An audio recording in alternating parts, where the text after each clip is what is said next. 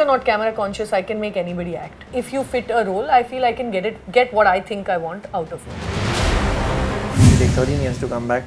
Was it also one of the reasons that your personal life was changing around that?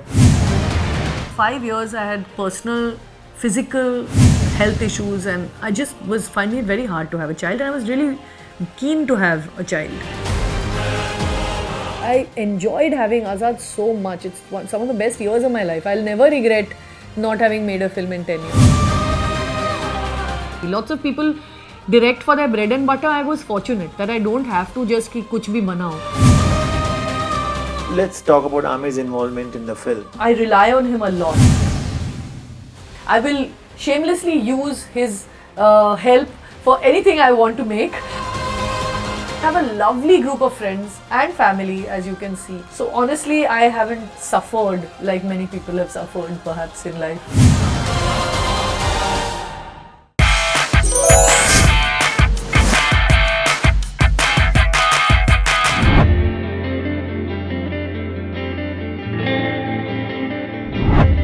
Kiran Rao, I welcome you to Times Network. It's lovely meeting you. I'm meeting you after 13 years. Yes. You had gone Nice to be here. Laapataa for 13 years. I was indeed. I was a bit lost actually in my own way. Yeah. Yeah, you did a couple of interviews here and there during this last 3-4 years. Oh yeah. Or maybe a decade. Yes, you're right. But there were very few and far in between. So, and I distinctly remember your first interview with me, and you were just about to release The Bodyguard.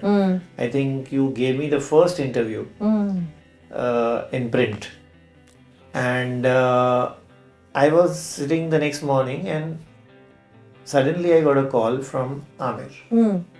Though I had messaged him that have you read it, and he responded back with a call. And he said that this is very well written, it's a very good interview. तू मेरे साथ इतने अच्छे interviews क्यों नहीं करता? That sounds like Aamir. Yeah. So I had no answer. And we laughed over it, and he really appreciated it. So happy now, 13 years later. Of course. We can make him jealous again. Yes, we should. We should. Yeah. So yeah, I went and saw this film, Laapataa Ladies. In fact, I saw it twice, and I really enjoyed it. 13 years down the line, you become a director again, and you make such a sweet, message-driven film. How? I'm asking you how because आजकल जो माहौल है, वो जोर से बोलने का, repeat करने का, hammer करने का. How do you sit on the other side of the fence? Actually, ये सब इत्तेफाक से एक तरह से हुआ in the sense the story came to me. मैंने ये story लिखी नहीं है. ये विप्लव गोस्वामी ने लिखी, फिर स्नेहा देसाई ने इसकी स्क्रीन पे लिखी, फिर दिव्या निधि शर्मा जुड़े उससे. तो 2-3 राइटर्स का काम है इसमें. और ऐसे मैं खुद लिखने जाती तो मैं कभी ऐसे आउटलैंडिश आइडिया सोच ही नहीं पाती कि 2 औरतें जा रही हैं ट्रेन पे. How 2 girls can find freedom by getting lost in some ways. But how I do it is one with of course the strength of a producer who can believe in a story like this and offer me the story to direct, and 2 is because I really wanted to use the starting point of this 2 girls getting lost and take you on a really unpredictable and fun little roller coaster ride. So while I don't give you that loudness and I won't give you the hammering, I felt this might be in couching it in like kind of satire and humor and situational comedy. I could do another kind of not hammering but chipping away at some very long held ideas about things. And it's not like any of the things that we're saying in this film have not been said before. They've been said multiple times and we all know these things. But the idea was how can we do it, subversively, like in a disruptive kind of way, through humor, through showing you solutions, through, having small epiphanies, small moments that will make you question or, change your perception maybe. That was the whole. So how was basically to to apply myself to make this lovely story the best I could. But you had, I believe, a lot more in the shoot and I did. edited. Yes. Did you edit the loud portions where you felt I did.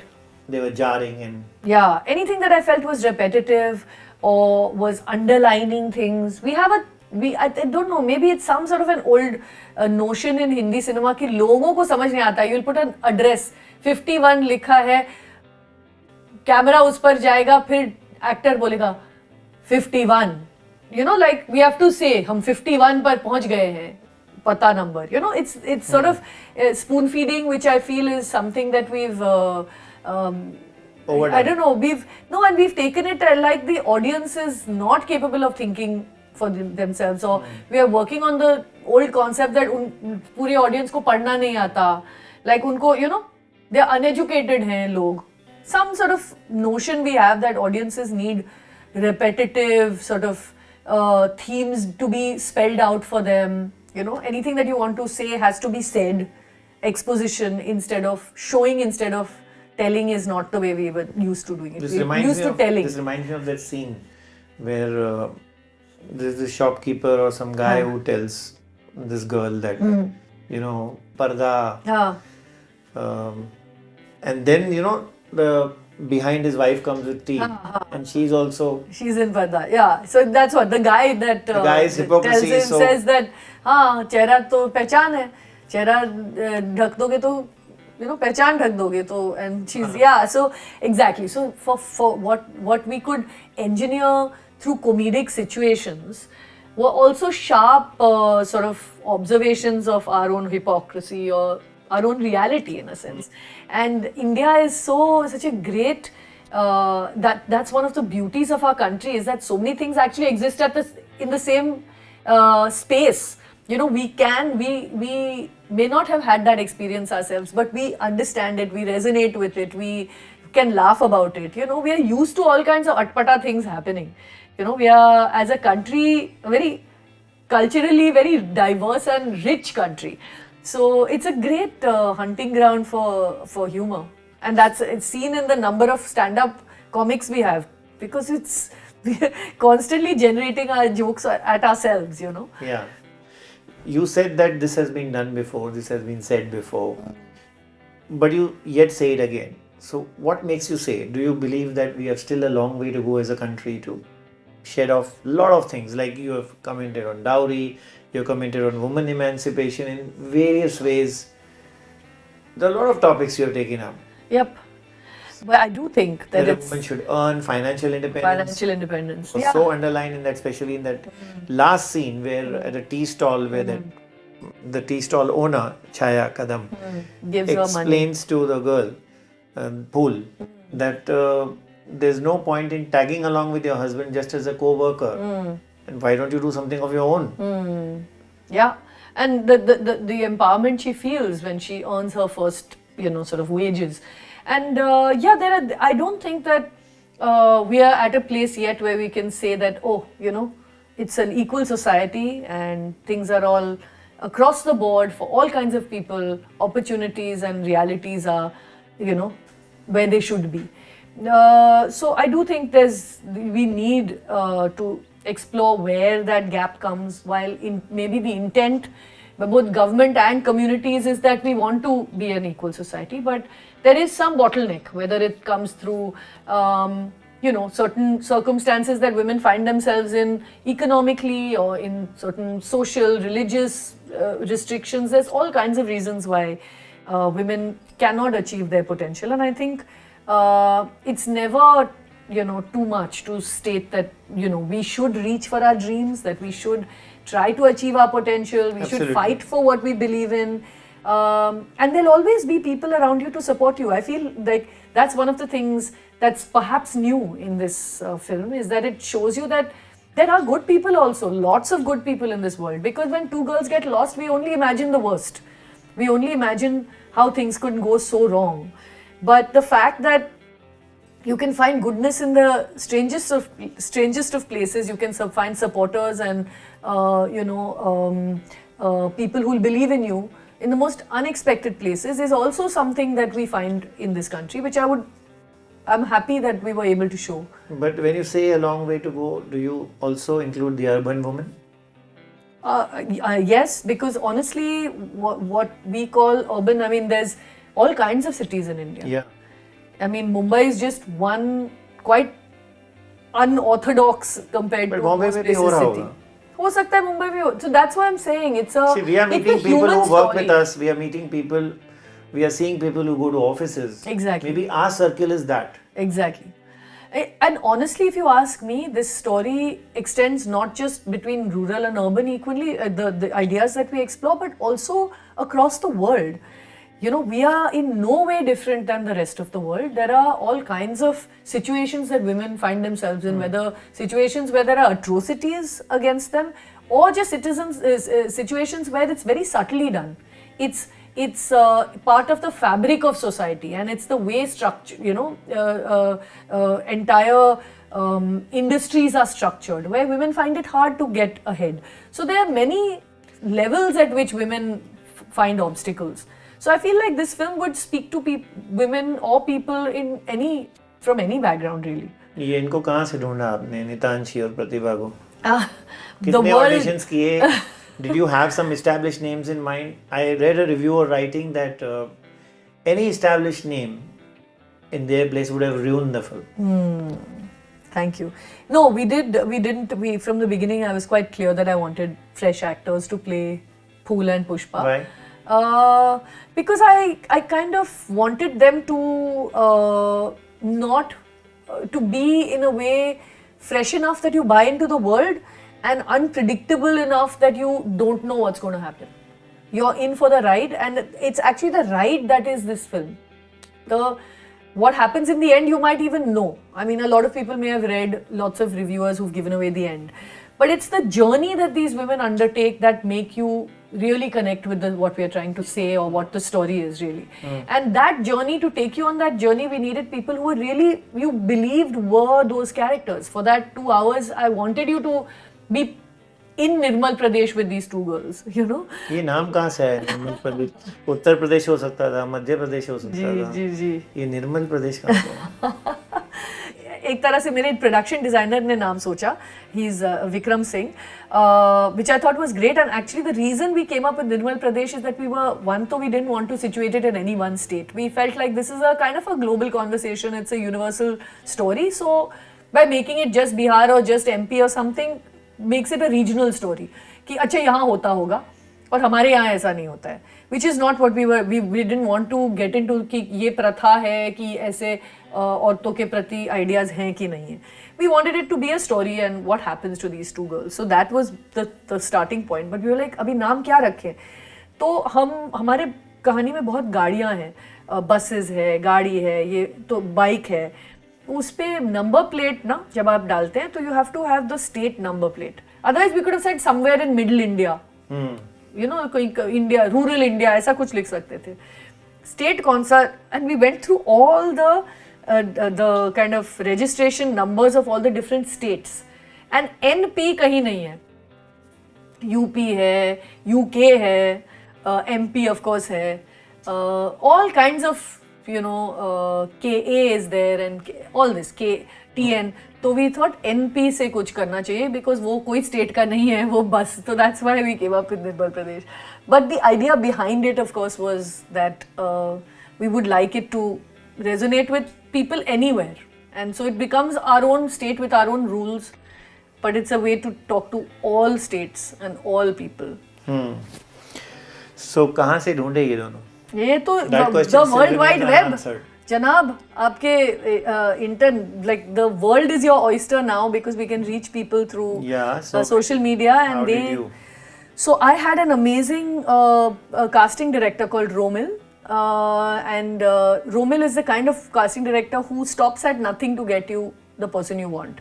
And I had told him, and he had worked on very lovely films before, like Newton and Sherni, and you know, a lot of lovely movies. And I knew that he goes that distance to find the person for the role, and is very out of the box thinker. So yeah, we had lots of conversations. He spread the word very far and wide. In fact, he approached drama groups in many places, MP, UP. He's cast in Bihar. Through the internet, this was happening during COVID. तो a lot of this had to be done through social media. तो आपको किसी के dining table से audition मिला है, तो किसी के terrace पे मिला है. You know, we've had casting tapes sent to us from all over the country. And it's very reassuring because you can really find talent anywhere and everywhere. Sparsh was recently recounting how he did his audition by putting on a sack of rice. He put that एक डंडा डाल के उसने tape वो phone डाला और मैं क्या बताऊं उसका ऑडिशन इतना कमाल है. I hope today I think Nitanshi's audition is out, which again is so cute. She was like, I saw it and I was like, this girl is cool. You know, I don't even have to really look any further. But Deepak's was a lot like that. Just an incredible actor, and even like a low-res image from someone's dining table. See the amount of innocence on Nitanshi's face. I think innocence had disappeared until I saw her from our, surroundings for a very long time. Yeah, that's true.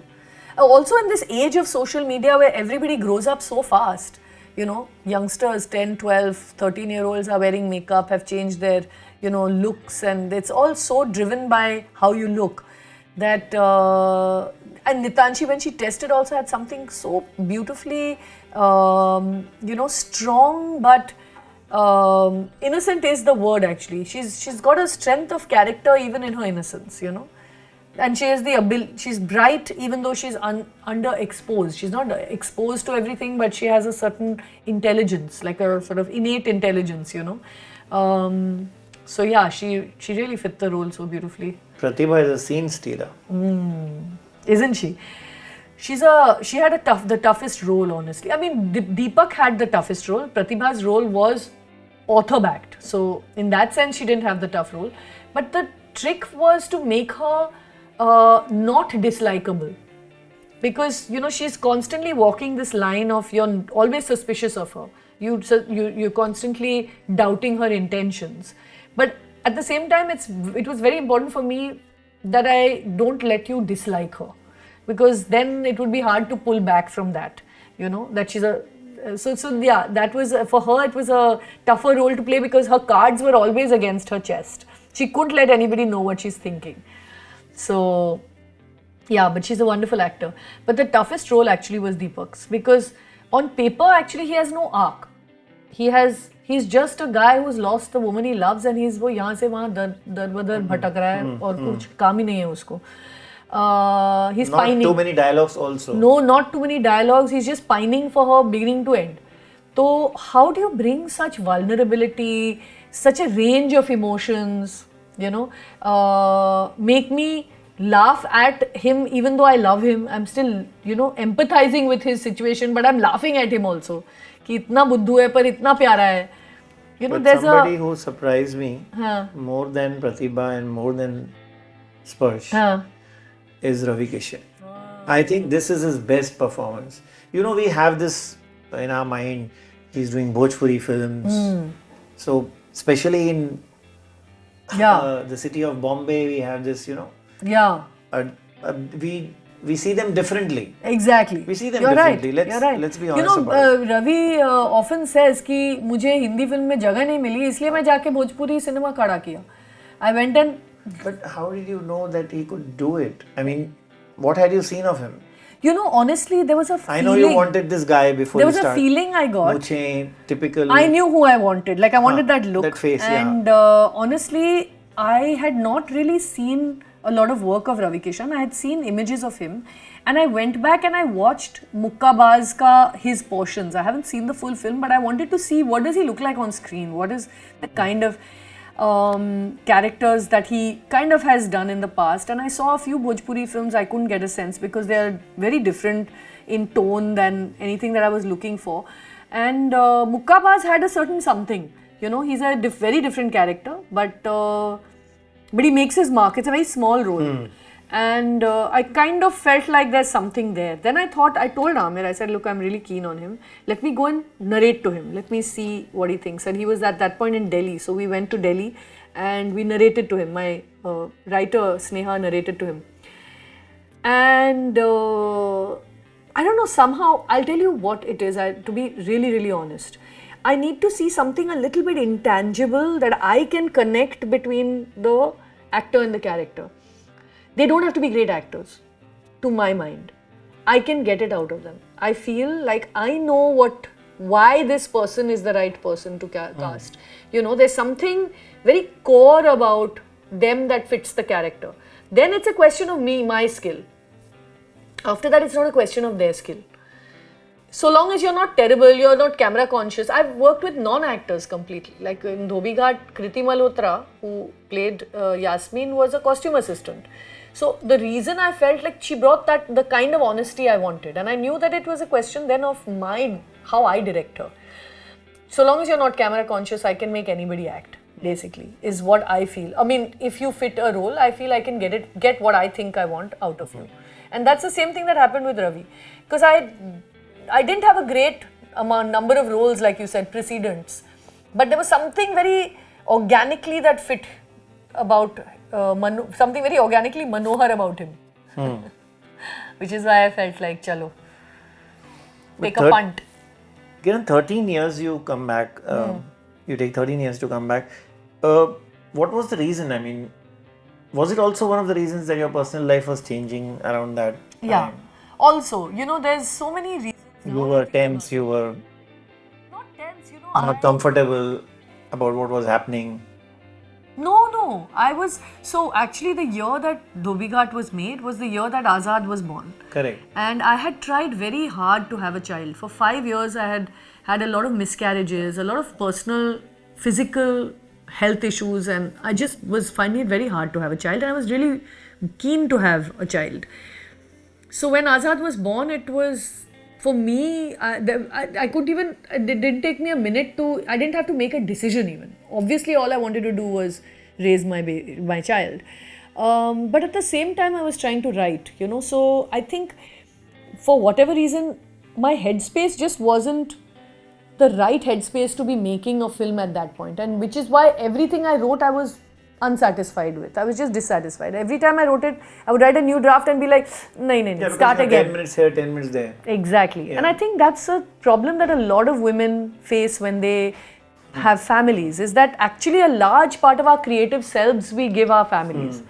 And honestly, we don't carve out that me time and me space, and we don't put our ambitions first.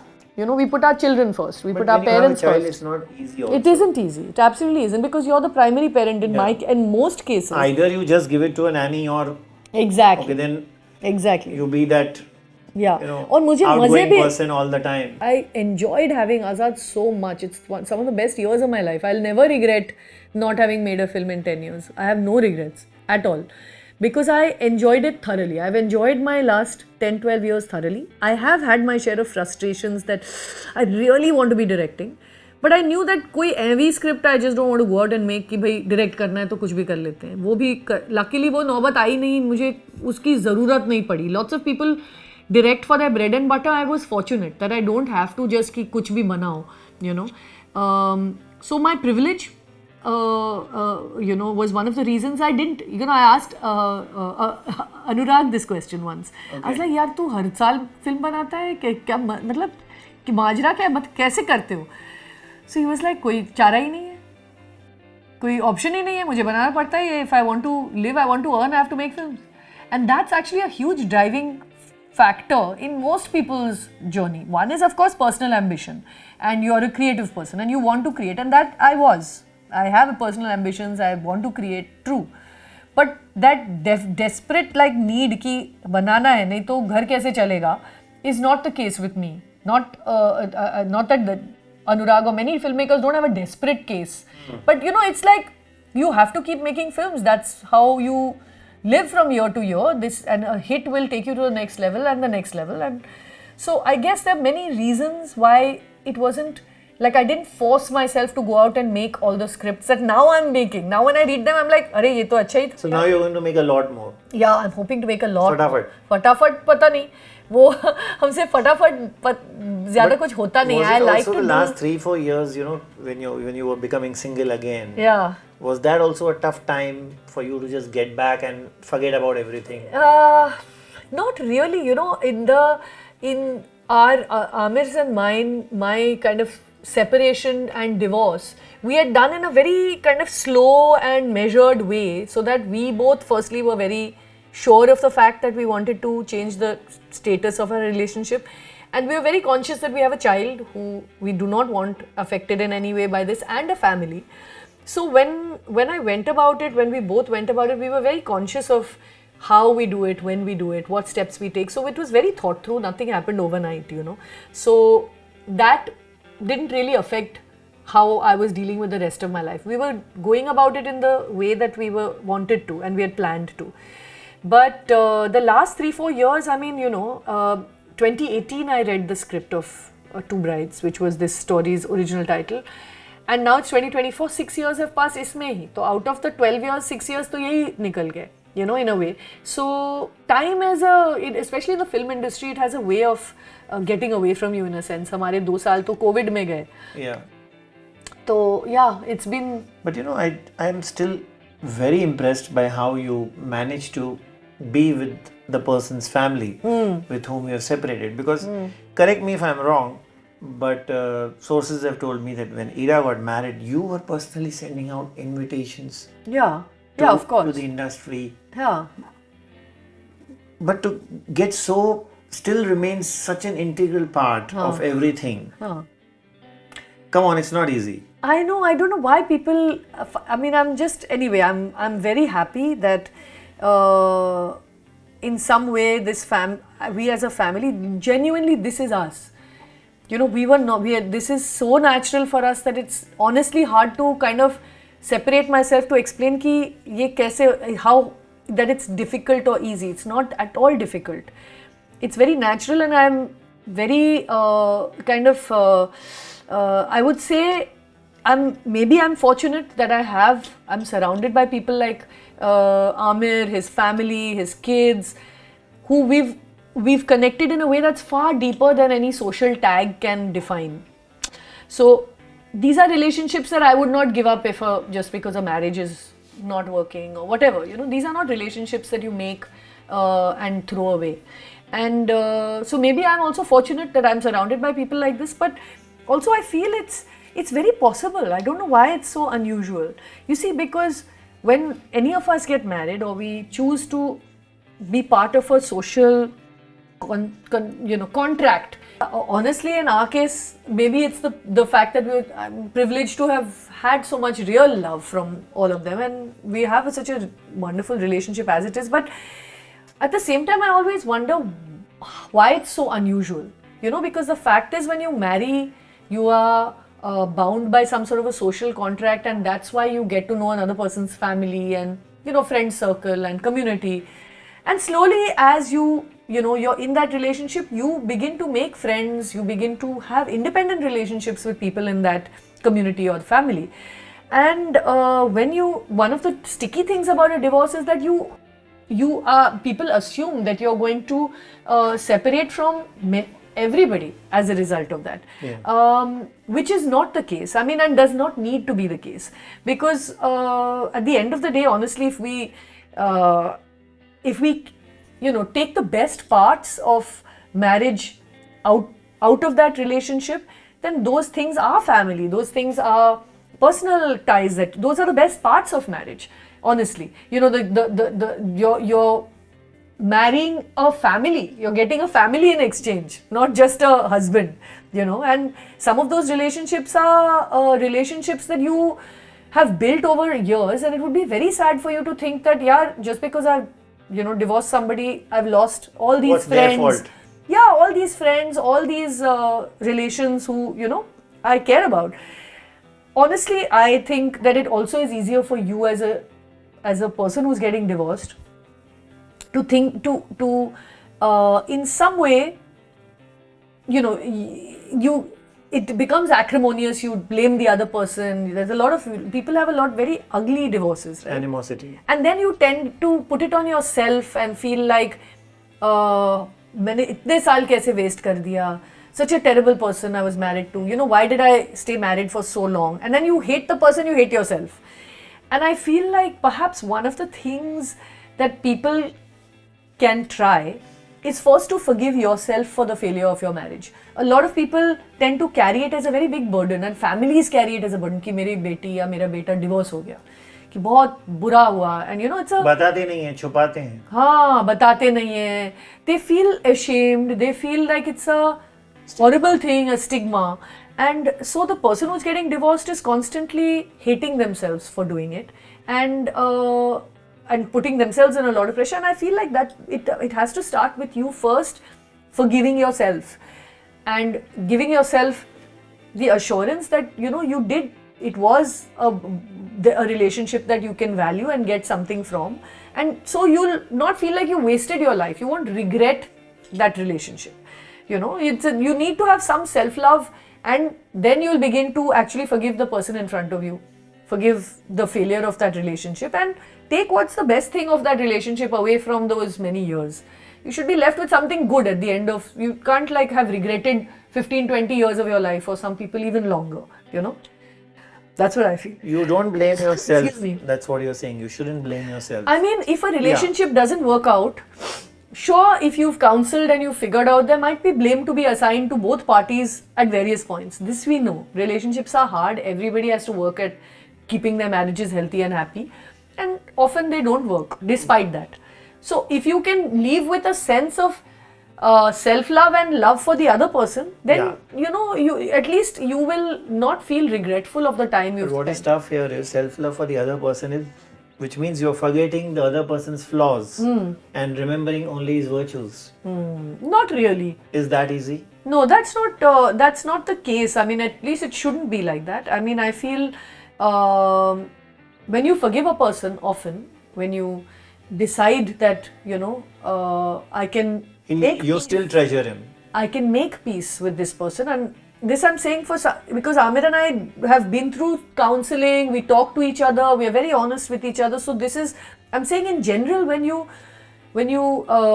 forgive or make peace with a person, it is only possible when you accept that the person has flaws, and you're not only looking at the good things in a person. In fact, you're accepting that just as I have flaws, this person has flaws, and for whatever reason this relationship cannot work because of these, this incapacity of resolving those differences. But neither person has to be perfect, and none of us are.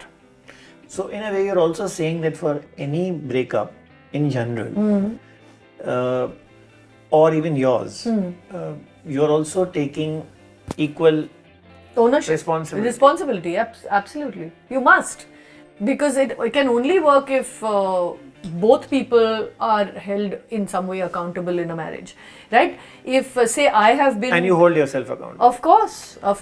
In fact, that's why most people have ugly divorces, is because they hate themselves also so much. If you were confident and relaxed in yourself... Kiran, what are you made of? Blood, bones, what else? A lot of flaws. Lots of flaws, I'm sure. No, I've got my share, and self-doubt se hum log sab bhare hue hain. We all are so easy to hate ourselves, to pressure ourselves, to see flaws in ourselves. As someone, I don't remember where they said, if only you could see yourself the way others see you, you'd feel so much better in life, because we are our worst critics usually. We all have, the knives out for ourselves. It's only in self-defense that we mostly go pow other people. Not everybody goes around just, doing burai of other people because they like doing burai. It's usually because they have some deep-seated, problem with themselves as well. So, yeah, it goes both ways for sure. But who helped you in that period to come out of it? I mean... I think being a mother helped me greatly. I don't know, there's Azad, my relationship with Azad is very, very, one of equals in a sense, one of great companionship in a sense. I hugely enjoy his company. So, in many ways, anytime I go through a rough time, actually, I have now of course he's a teenager, so it's not so easy to just lean on him. But otherwise, he was always there for me, and through rough times, it was spending time with him and my parents that really, and I have a lovely group of friends and family, as you can see. So honestly, I've not suffered like many people have suffered perhaps in life. Let's talk about Aamir's involvement in the film. Ji. When you choose the actors, and in this case also, where does he come in, and does he reject what you have selected at times? Has it happened? No, it hasn't happened so far. I rely on him a lot. He's a bit of my tuning fork, you know, or they say lodestone or whatever, North Star. He's a bit like that for any project, you know. I let him be the true north, because once he approves the script, and this was a story that he found, in fact, once he approves the script, he knows the project inside out. I use him as my a kind of sounding board, and I rely on his opinion greatly. When I disagree and we have a difference of opinion on certain things, I feel completely free to try and persuade him. I fight with him. I'll argue my way until either him or I are able to convince each other. This we've found that, you know, at the end of the day, Aamir has never needed to use his kind of executive veto and say, no, this is what will happen. He's never had to, because either I've accepted or he's accepted. So, did he meet the two girls? Did he meet Pratibha? Yeah. Did he meet Absolutely. Nitanshi? He met Pratibha, he met Nitanshi, he met Spash, he met all my actors. In fact, he's come in on a couple of readings to just meet people. Shoot pe nahi hai. हाँ, shoot पे बिल्कुल नहीं है. Even in the readings, he would And you just were come showing and him. say hello. And you were showing him बीच-बीच में. I इतना shoot हुआ, इतना देखो. हाँ, after I finished my whole train sequence, luckily I had an on-set editor, so I had a lot of scenes cut. So I would send him scenes from time to time. He would sometimes see them many days later, and we, you know, send some feedback or something, and I'd be like, हाँ, वो shot है. You know, he'd be like, इसका ये लिया है कि नहीं. You know, that kind of thing. But largely, he didn't see anything until we had our first cut. No changes he made. Not at all. I mean, as he had a you know, couple of very good suggestions. As a husband, I mean, I'm still saying the word husband because you're also still so close. You often air your opinion, right? Yeah, no, I mean, not even as a husband. He, as a producer, is very clear about what he wants, and as a co-conspirator on any project, he is pulling in the same direction as you are for the film. All of us have only one direction we are pulling in, which is let's make a great film. So it's never any agenda कि मैंने कहा तो होना चाहिए. You know, that when egos come into play, then it's a problem. Did you also put in that much of effort when you produced Secret Superstar, Dangal, etc.? Yeah, I mean, honestly, Dangal was not as much because Azad was quite small and I was sort of busy trying to write my own film, so I wasn't there all the time. But on Secret Superstar, yes. I mean, I again would come in at these points where I would hear the script with him.